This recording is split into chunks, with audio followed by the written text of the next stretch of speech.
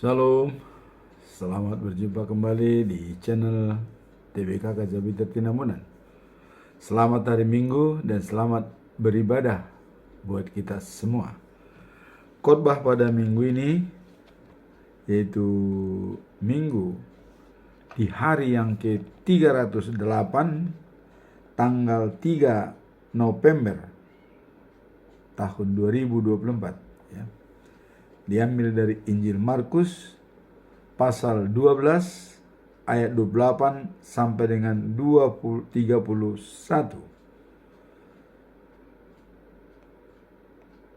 Perikop perintah yang utama. Dan epistel adalah diambil dari kitab Ulangan pasal yang ke-6 ayat 1 sampai 19 dengan perikop yang sama, yaitu perintah yang utama. Sebagaimana dalam bulan November ya, pedoman kita selalu diambil dari almanak HKBP yang ditentukan untuk 1 bulan selama bulan November dengan topik yaitu mengasihi dengan kasih Kristus. Dijabarkan dalam Yohanes pasal 13 ayat 35. Dengan demikian semua orang akan tahu bahwa kamu adalah murid-muridku, yaitu jikalau kamu saling mengasihi. Itulah ayat bulanan sebagai pedoman kita, yaitu ciri khas daripada murid Yesus apabila mereka adalah saling mengasihi. Ayat ini menekankan pentingnya kasih sebagai ciri khas seseorang murid Kristus. Kasih yang tulus kepada semua dan kepada sesama merupakan tanda nyata yang menunjukkan kepada dunia bahwa kita adalah pengikutnya. Dalam konteks ini, kasih menjadi jembatan yang menghubungkan satu sama lain dan memberi kesaksian akan kasih Kristus yang menghampiri kita, sehingga hal ini menyatu dalam setiap aspek kehidupan kita sebagai umat yang percaya.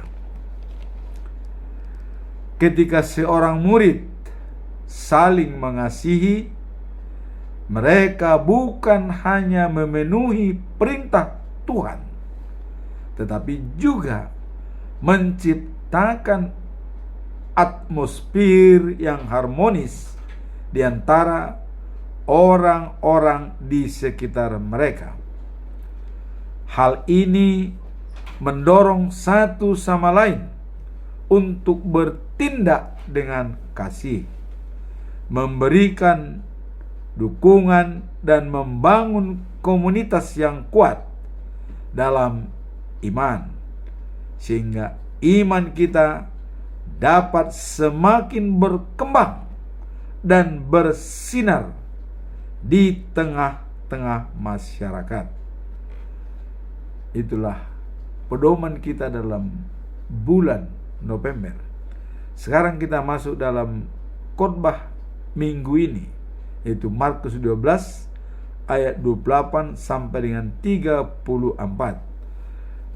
Perintah yang utama. Namun sebelum kita masuk khotbah minggu, kita juga melihat epistel pada minggu ini yang diambil dari Kitab Ulangan pasal 6 ayat 1 sampai 9. Ini juga adalah perintah yang utama. Nah, kalau kita lihat dalam epistel ini, Tuhan Allah ya mengajarkan seluruh hukum ya pada umat untuk disampaikan kepada bangsa Israel. Ya, tak lama lagi akan sampai ke tanah perjanjian. Jadi hukum Tuhan itu waktu itu diterima oleh Musa di Gunung Sinai, dan itu diajarkan kepada bangsa Israel sebelum mereka sampai ke tanah perjanjian. Nah, Musa mengatakan, hendaklah kamu dan keturunanmu semua hidup menghormati Tuhan Allah dan mentaati semua hukumnya yang disampaikan kepadamu, supaya kamu panjang umur di negeri itu. Jadi hukum-hukumnya itu supaya ditaati semua, ya, supaya mereka bisa panjang umur berdiam di negeri itu. Nah, sebab itu katanya, dengarlah saudara-saudara, lakukanlah itu dengan setia, supaya kamu sejahtera dan menjadi bangsa yang besar di negeri yang kaya dan subur. Nah, seperti dijanjikan Tuhan Allah kepada leluhur kita. Nah, Musa mengatakan, saudara-saudara, ingatlah hanya Tuhan, ya, dan Tuhan sajalah Allah kita. Jadi ini sudah diwanti-wanti, hanya Tuhan dan Tuhan Allah lah Allah kita. Maka dikatakan, cintailah Tuhan Allahmu dengan sepenuh hatimu. Tunjukkanlah itu dalam cara hidupmu dan dalam perbuatanmu. Jangan sekali-kali melupakan perintah-perintah yang saya berikan kepadamu hari ini. Ajarkanlah kepada anak-anakmu, hendaklah kamu membicarakannya di dalam rumah, di luar rumah, waktu beristirahat, dan waktu bekerja. Jadi selalu dibicarakan. Hukum Tuhan itu waktu istirahat, waktu bekerja, ya dalam rumah dan di luar. Nah, kemudian dikatakan, ikatkanlah ya pada lenganmu dan pasanglah pada dahimu untuk diingat-ingat. Tuliskanlah di tiang pintu rumahmu dan di pintu gerbangmu. Inilah pesan Musa kepada bangsa Israel, ya, bahwa mereka sudah diingatkan, kalau kau mau panjang umur, turutilah semua perintah-perintahku. Jadi Musa juga mengatakan perintah yang utama disampaikan, cintailah Tuhan, ya, Allahmu dengan sepenuh hatimu, dan tunjukkanlah itu dalam cara hidupmu dan dalam perbuatanmu. Nah, inilah dalam prakhotbah yang ditekankan oleh Musa kepada bangsa Israel, supaya mereka tetap setia kepada Tuhan dan hukum-hukumnya, kalau mau panjang umur dan juga menjadi sejahtera di negeri yang dijanjikan oleh Tuhan kepada bangsa Israel. Nah, kemudian kita masuk dalam khotbah minggu ini, ya, yang itu Markus 12 ayat 28 sampai 31. Ini perintah yang utama. Nah, dalam hal ini Yesus menekankan kembali perintah ini dari 10 firman Tuhan itu, maka dia membuat perintah yang utama, perintah yang pertama dan juga perintah yang kedua yang utama dalam Alkitab disempurnakan oleh Yesus. Apa yang dimaksud dalam perintah yang utama tersebut? Ya, itu kalau kita melihat dari hukum Taurat, dari hukum yang pertama sampai dengan yang keempat, itu adalah hubungan vertikal dengan Tuhan Allah, memuji dan memuliakan Allah. Maka di dalam pasal 12 ayat 30 dikatakan, ya,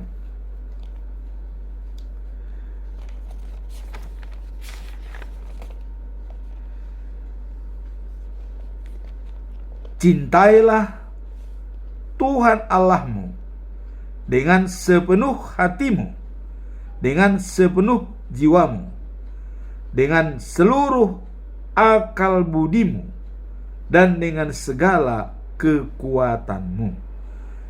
Inilah perintah utama. Nah, karena pada waktu itu, ya, ada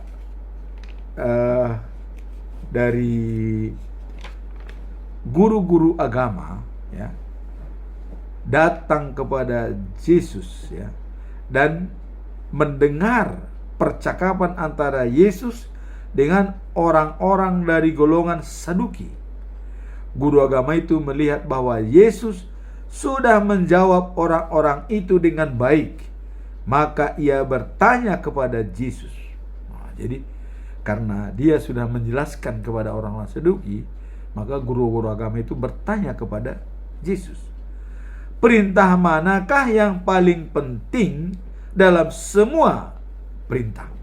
Jadi dari perintah hukum pertama sampai dengan 10 itu semua baik.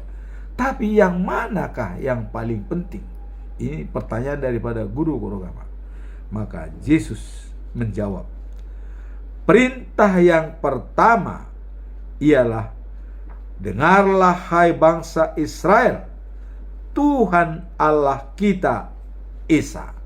Jadi Yesus sudah mengatakan, dengar hai bangsa Israel, Tuhan Allah kita Esa.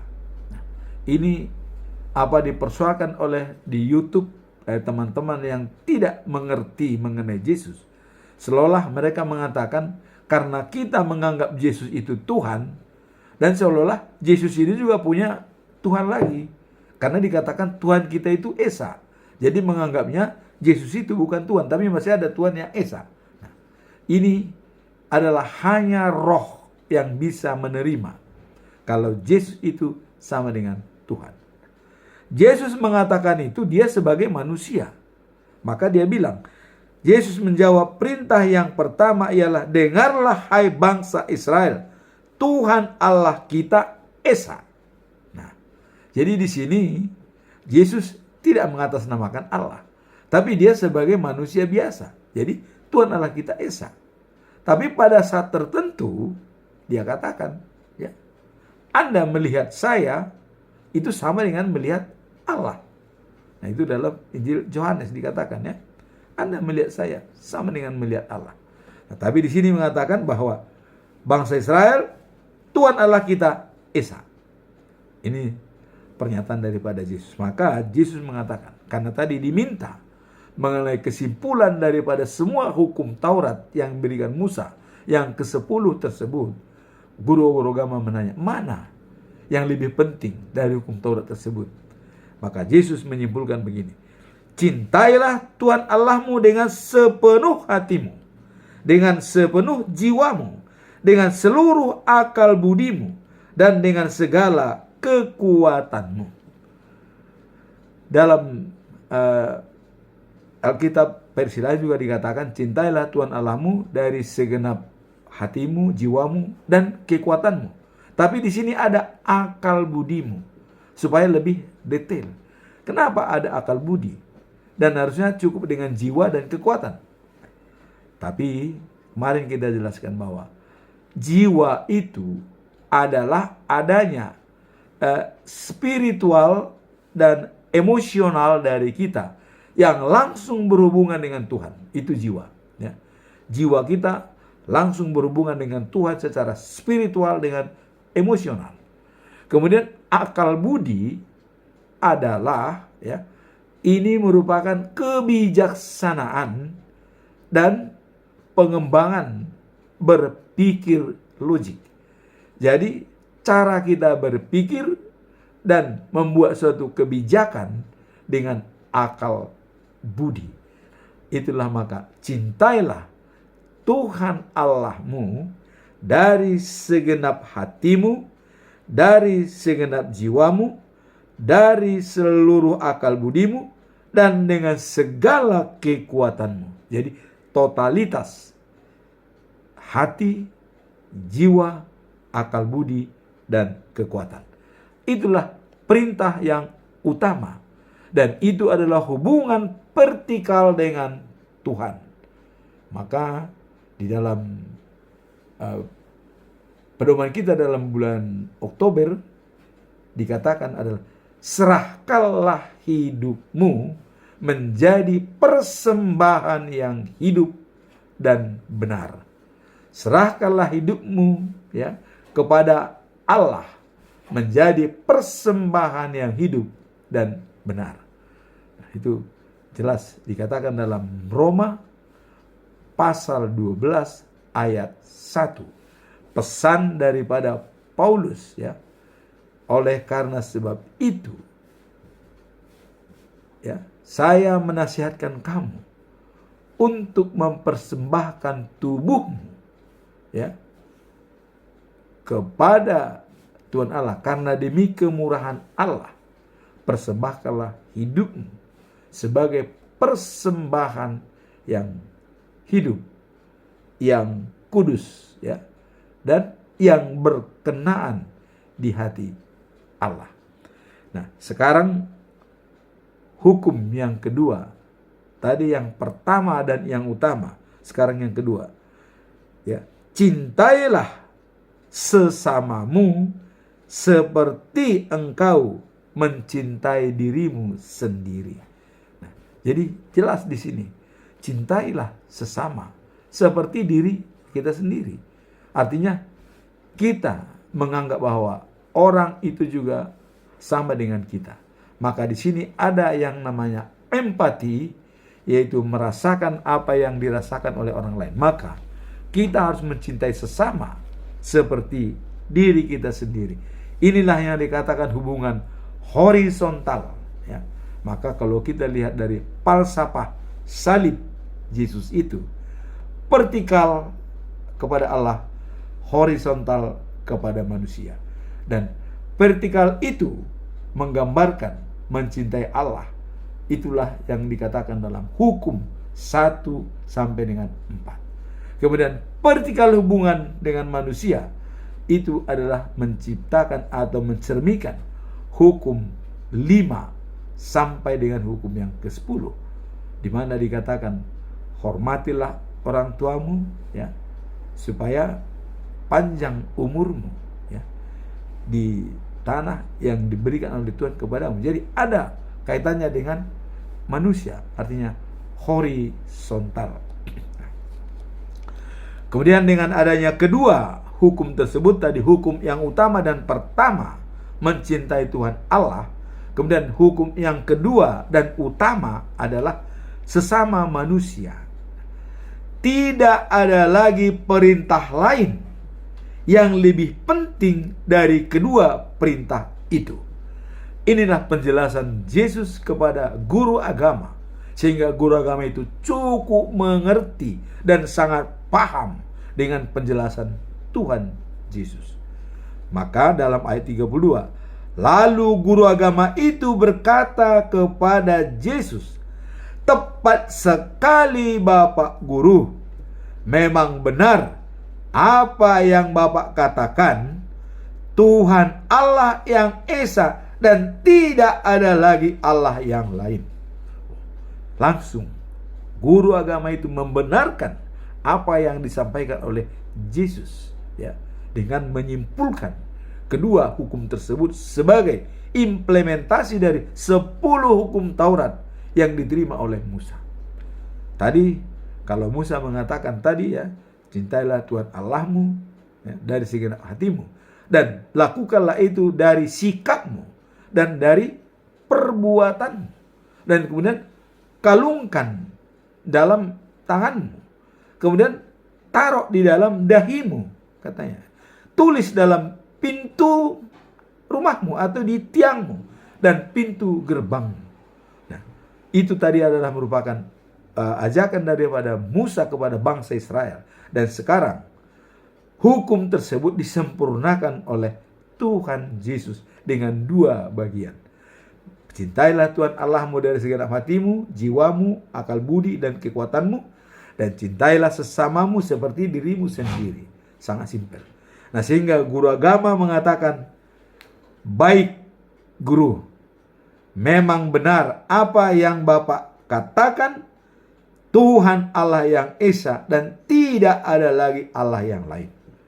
Jadi sudah jelas guru agama dengan Yesus sudah sepakat dan mengatakan bahwa benar Allah itu Esa. Nah, dan manusia harus mencintai Allah dengan sepenuh hatinya dan dengan seluruh akalnya serta dengan segala kekuatannya, dan ia juga harus mencintai sesamanya seperti dirinya sendiri. Itu lebih baik daripada mempersembahkan korban bakaran dan korban-korban lainnya kepada Allah. Jadi artinya, ya, kalaupun kita memiliki korban-korban, ya, dan kedua hukum tadi, lebih baik kita menuruti itu daripada persembahan korban, daripada kita mempersembahkan korban. Nah, dan ini juga dikatakan oleh Yesus, ya, melihat bahwa guru agama itu sudah menjawab dengan baik sekali, dan Yesus berkata kepadanya, engkau sudah hampir menjadi anggota umat Allah. Sudah hampir menjadi anggota umat Allah. Nah, kenapa dikatakan Yesus begitu? Karena mungkin guru-guru agama itu, ya, karena menganut agama Yahudi, dia belum dibaptis. Setelah dia dibaptis, seperti Paulus, jadi orang Yahudi, baru resmi dia anggota umat Allah. Nah, kemudian dalam perikop lainnya bahwa mengenai Tuhan dengan separuh hati Kristus, yaitu, ya, mengasihi sesama, ya. Mengasihi Tuhan dengan sepenuh hati dan mengasihi sesama, ini mencerminkan apa yang kira-kira terlihat dalam hal ini. Inilah yang membuat hubungan yang seharusnya kita alami dengan Allah. Kemudian melalui kasih inilah kita bisa menjalani kehidupan yang bermakna dan sesuai kehendak Tuhan, serta menjalani hubungan yang sehat dan harmonis dalam masyarakat. Nah, jadi hubungan yang bermakna, ya, jelas dikatakan, ya, dalam menjalankan, ya, kedua perintah yang utama tersebut, ada pondasi yang mendasari seperti surat Paulus ke jemaat Rom, yaitu Roma 12 ayat 1, sebagai pedoman kita selama bulan Oktober dengan topik serahkanlah hidupmu menjadi persembahan yang hidup dan benar. Tentu diserahkan kepada Allah. Serahkanlah hidupmu kepada Allah menjadi persembahan yang hidup dan benar. Roma 12 ayat 1. Ini pesan daripada Paulus. Karena itu saudara-saudara, katanya, demi kemurahan Allah, aku menasihatkan kamu supaya kamu mempersembahkan tubuhmu sebagai persembahan yang hidup, yang kudus, dan yang berkenan kepada Allah.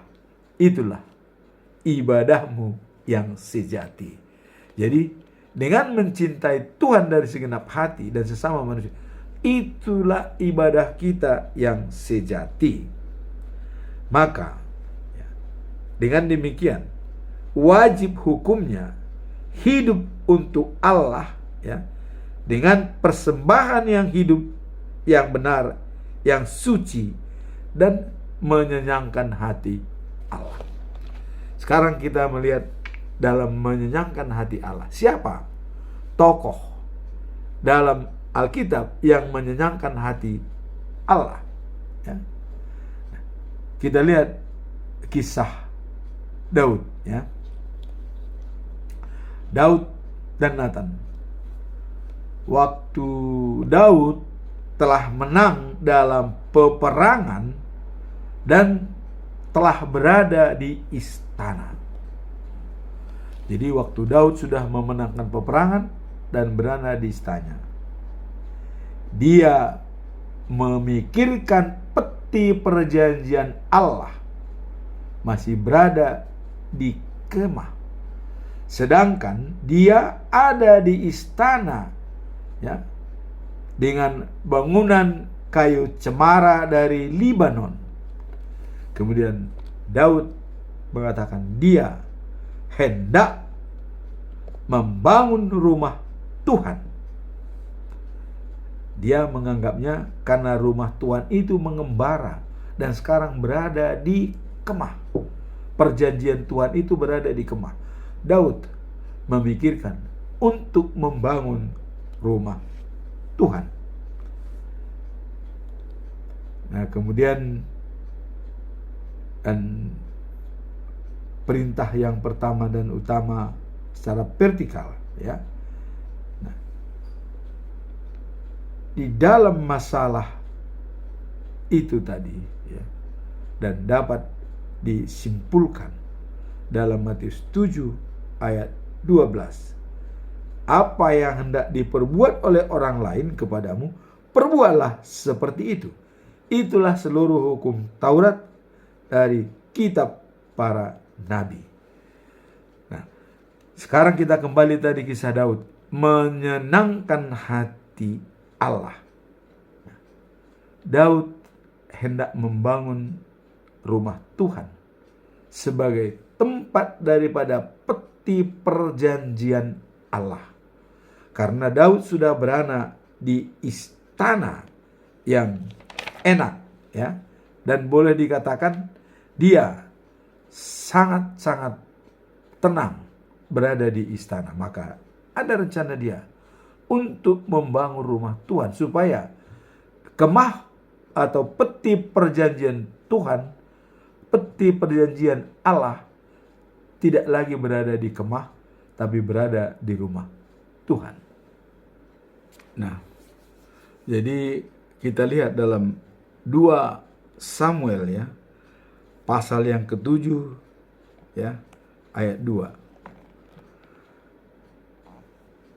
Daud berkata kepada Nathan, "Lihat, aku tinggal di istana yang dibuat dari kayu cemara Libanon. Padahal peti perjanjian Allah hanya disimpan di kemah saja." Ada dalam pikiran Daud untuk membangun rumah ibadah. Dan Nathan mengatakan, "Lakukanlah segala niat baginda, sebab Tuhan telah menolong baginda dari setiap kesulitan." Inilah pembicaraan daripada Daud dan Nathan. Nah, pada malam itu Tuhan berkata kepada Nathan, "Pergilah dan sampaikan kepada hambaku Daud, ya, pesanku ini." Wah, jadi Allah langsung merespon pikiran Daud yang ingin membangun rumah Tuhan, ya. dan menempatkan peti perjanjian Allah di rumah Tuhan tersebut. Karena dia sudah enak di istana tinggal dan kemenangan-kemenangan sudah ditambah, sehingga dia ingin membuat suatu bangunan untuk tempat tinggal daripada peti perjanjian Tuhan. Nah, kemudian Tuhan pada malam itu juga berbicara kepada Nathan. Tuhan berkata kepada Nathan, "Pergilah dan sampaikan kepada hambaku Daud pesanku ini."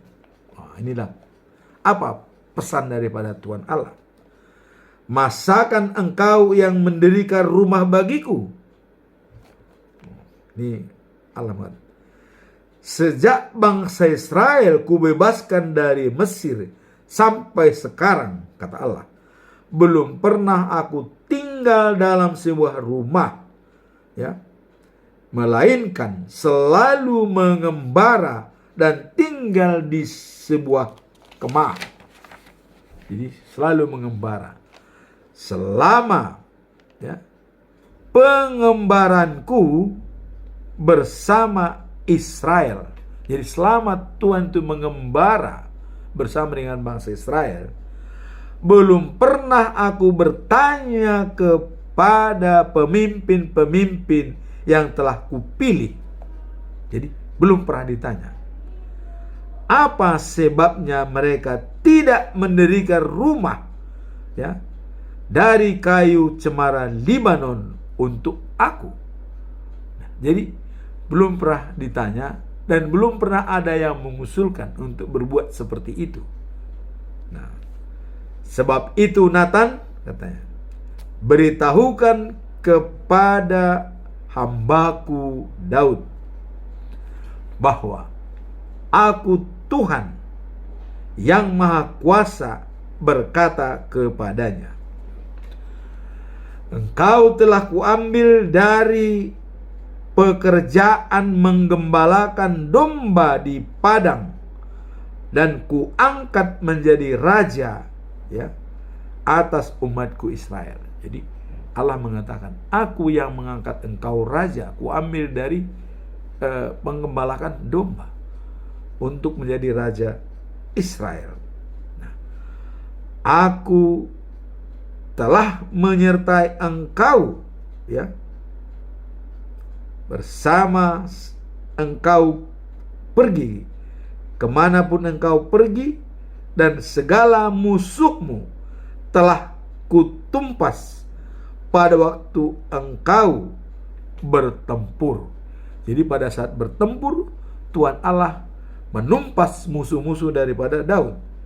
Engkau kubuat termasyhur seperti pemimpin-pemimpin yang paling besar di dunia ini. Dan bagi umatku Israel telah kuserahkan tempat, ya, dan menetap di situ supaya mereka dapat hidup tenang tanpa diganggu lagi.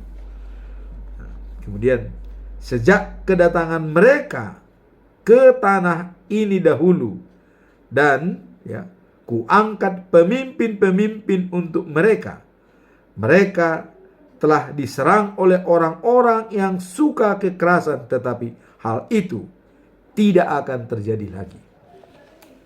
Ini pernyataan Tuhan Allah kepada Nathan supaya disampaikan kepada Daud. Kemudian, aku berjanji, Tuhan berjanji, bahwa engkau akan aman dan segala musuh, dan aku akan memberikan keturunan kepadamu.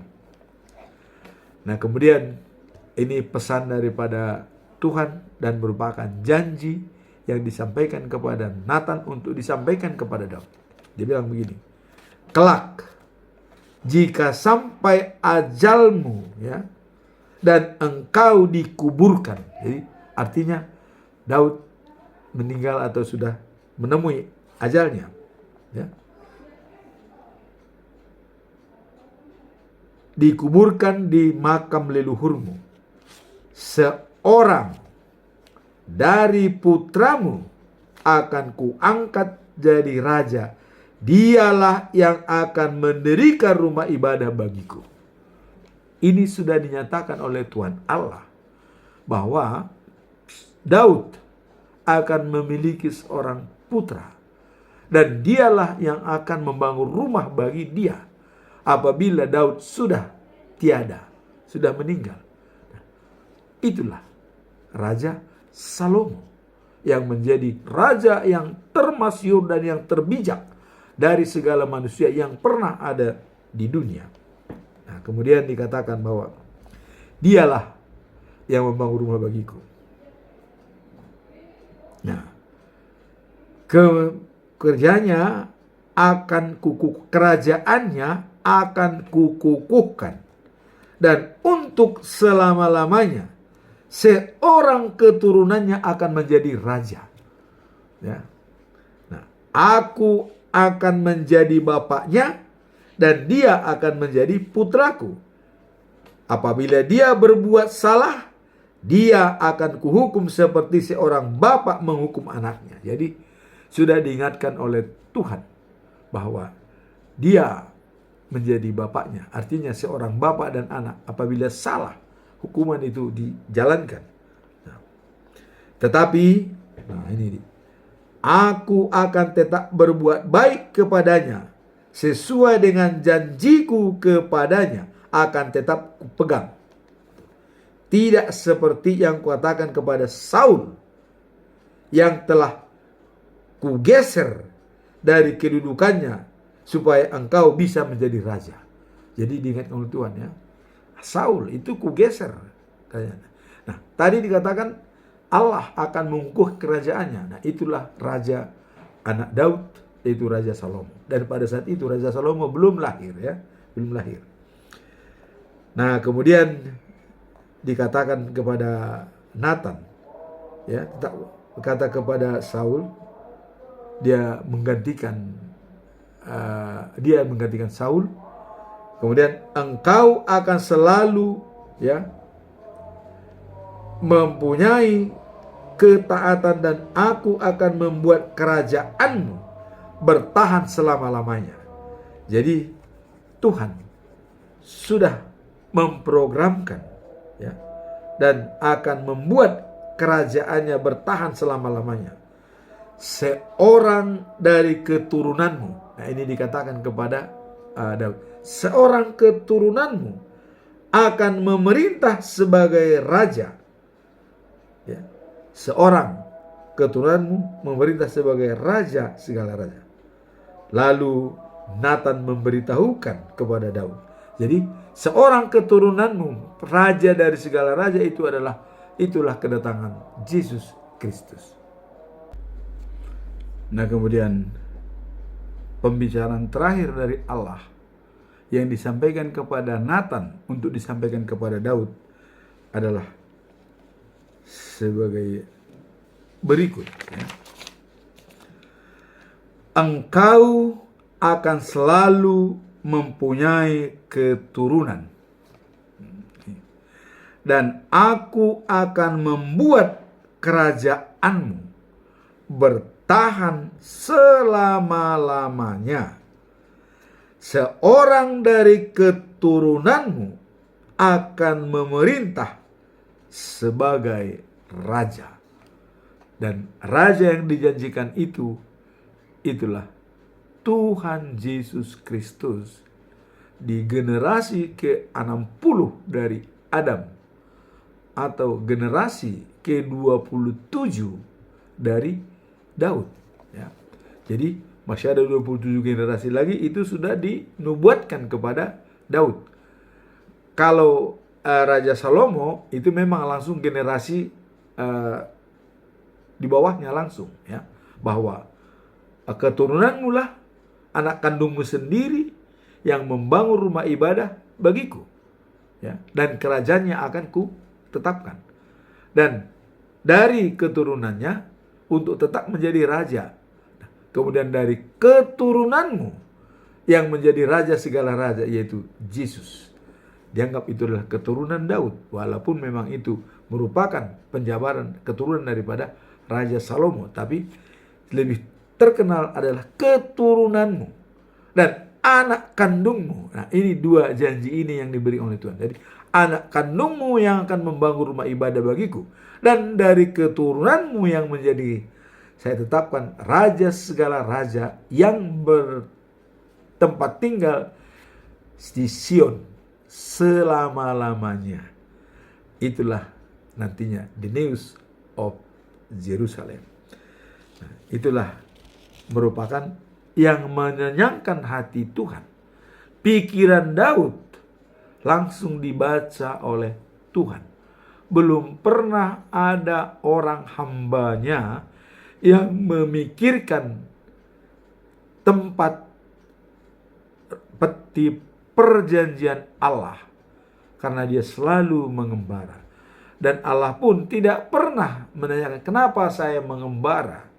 Dan orang pun belum pernah mempedulikan hal tersebut. Tapi Daud, begitu dia mengalami kemenangan, langsung memikirkan, kenapa peti perjanjian Allah berada di kemah, sedangkan aku berada di istana. Padahal dia itu lebih tinggi dan lebih mulia dari saya. Maka Tuhan menghargai pemikiran Daud. Malam itu juga, sorenya Daud mengatakan kepada Nathan, malamnya Tuhan Allah langsung menyampaikan kepada Nathan, sampaikan kepada dia, bukan dia yang bangun rumah bagiku, tapi aku yang membangun rumah baginya. Dan dari anak kandungnya sendiri yang menjadi membangun rumah bagiku, itu Salomo. Nah, kemudian di pesan terakhir, engkau akan selalu mempunyai keturunan, dan aku akan membuat kerajaanmu bertahan selama-lamanya. Yang bertahan selama-lamanya itu dia Yesus Kristus, ya, dari keturunannya, dan memerintah sebagai raja. Itulah. Maka dalam salib Tuhan Yesus dikatakan Yesus Nazaret, Raja Yahudi. Itu tidak bisa dihapus. Nah, kemudian dengan adanya pernyataan atau pesan daripada Tuhan Allah kepada Nathan, disampaikan oleh Nathan kepada Daud, maka Daud segera berdoa mengucap syukur. Lalu masuklah Raja Daud ke dalam kemah Tuhan. Dia duduk dan berdoa. Doanya, ya Tuhan yang maha tinggi, aku dan keluargaku tidak layak menerima segala kebaikan-Mu kepadaku selama ini. Bahkan Engkau berbuat lebih dari itu. Jadi Daud sudah mengakui tidak layak, tapi Kau sudah berbuat lebih dari itu. Nah, kemudian dua kesimpulan Daud dikatakan bahwa, dan sekarang ya Tuhan Allah, sudilah Engkau mengukuhkan untuk selama-lamanya yang Kau ucapkan mengenai dariku dan keturunanku. Sudilah melaksanakan apa yang telah Kau janjikan itu. Di mana-mana orang akan selalu, ya, mengagungkan-Mu dan berkata, Tuhan yang Maha Kuasa ialah Allah atas Israel. Maka untuk selama-lamanya seorang dari keturunanku akan memerintah sebagai raja atas segala bangsa. Ini Tuhan yang Maha Tinggi. Aku memberanikan diri, ya, memanjatkan doa ini kepadamu, sebab Engkau sendiri sudah memberitahukan kepadaku bahwa anak cucuku turun-temurun Kau jadikan raja atas bangsa ini.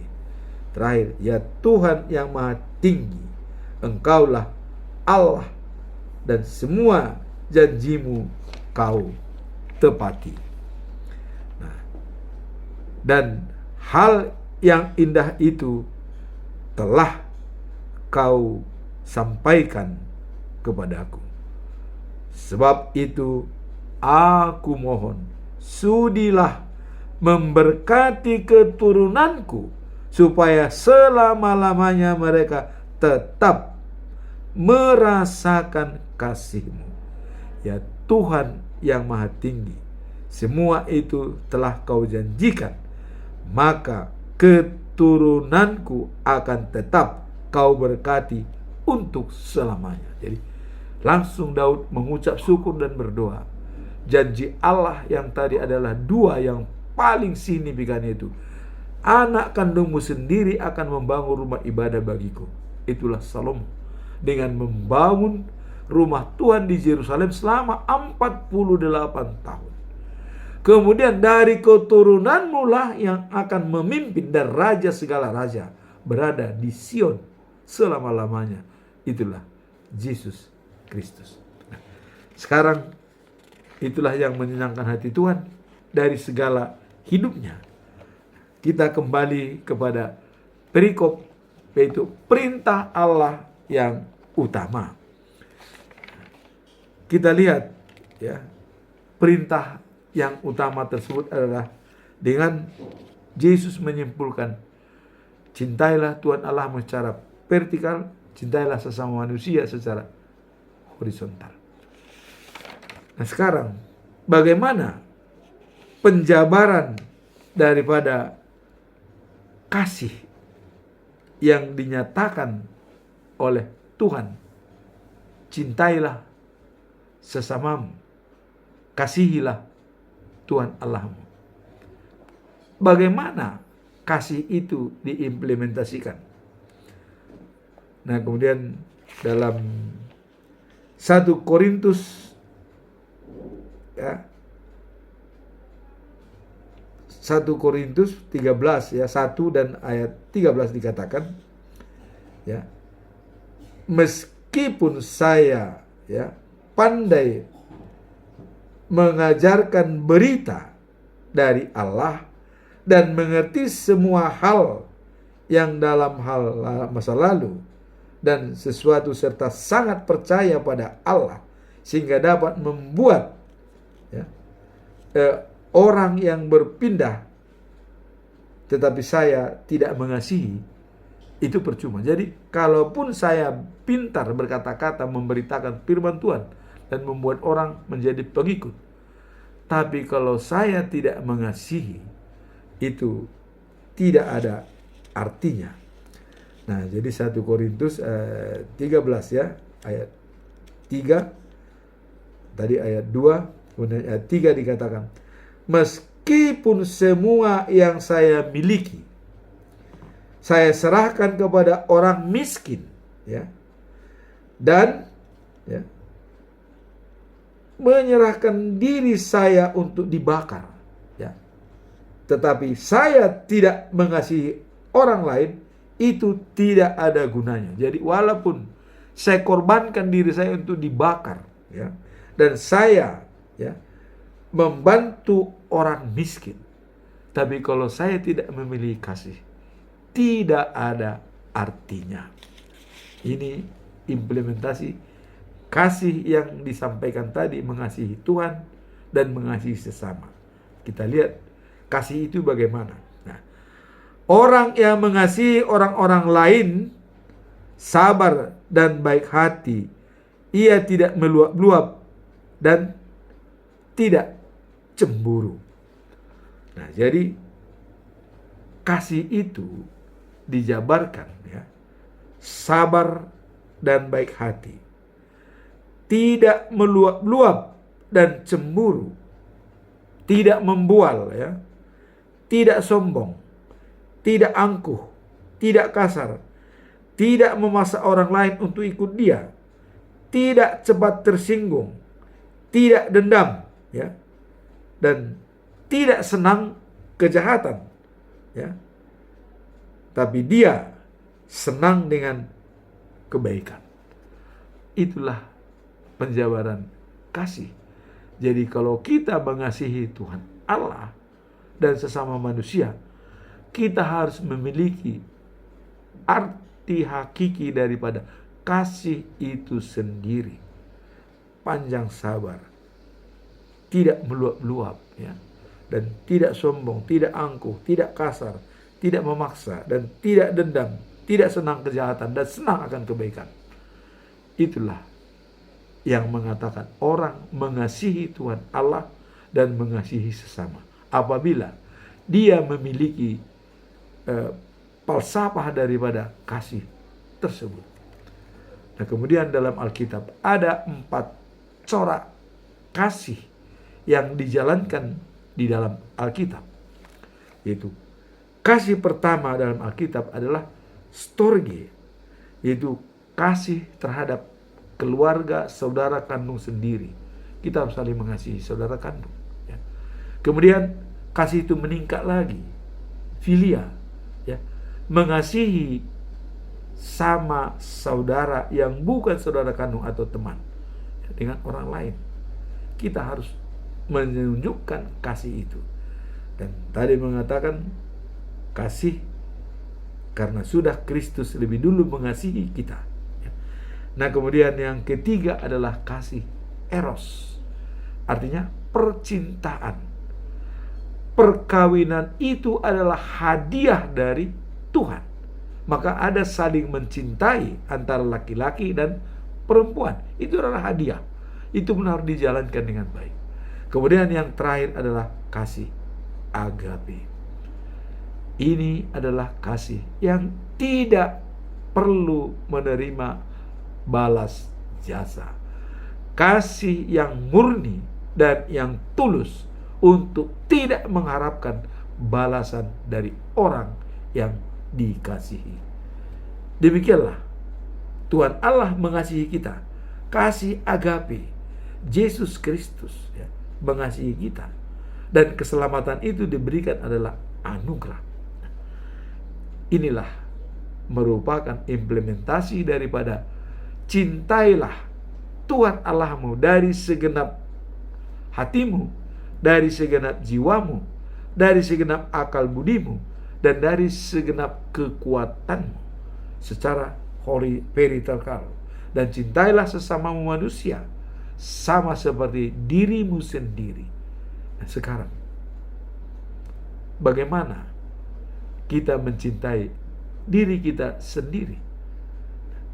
Disinilah kalau kita mau mencintai Tuhan dan sesama, kita harus lebih dulu mencintai diri kita sendiri. Bagaimana kita mencintai diri kita sendiri?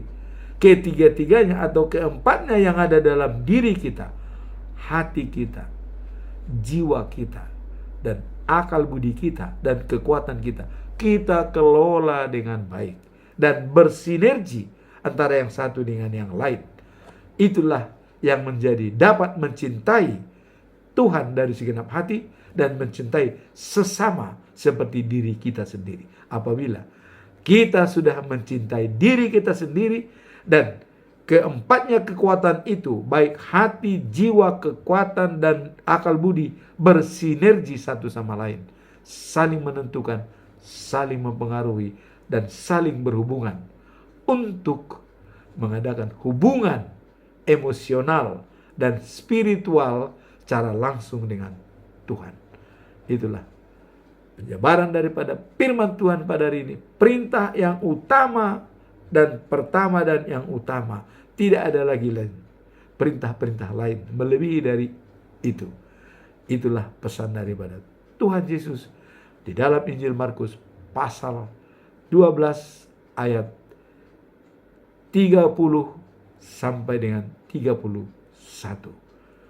Demikianlah firman Tuhan. Semoga khotbah minggu ini menjadi menguatkan iman kita, dan seperti contoh yang dilakukan oleh Daud, menyenangkan hati Tuhan.